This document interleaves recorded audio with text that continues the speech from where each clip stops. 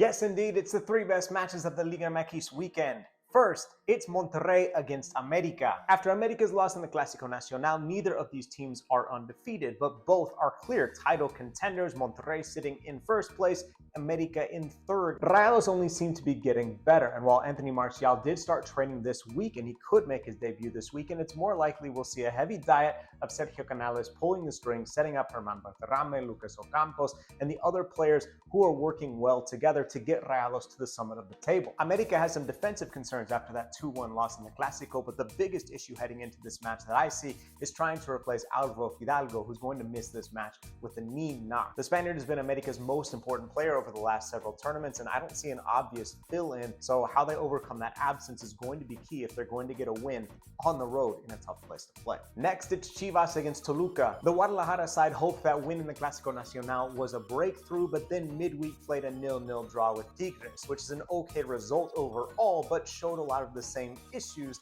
that Chivas have had. For defending champion, Toluca's been flying a bit under the radar, but they've scored 3 goals in both of their last 2 games. That attack that was firing last tournament still looks to be firing in this one. That loss against Cruz Azul a couple weeks back still lingers in the memory, where they just couldn't break through a solid back line. Is Chivas going to be able to do the same thing and frustrate Alexis Vega, Paulinho and company? And finally, it's Cruz Azul against FC Juarez. There are 4 matches on Friday as we look toward the Doble Jornada, and for me, this is the best of the bunch.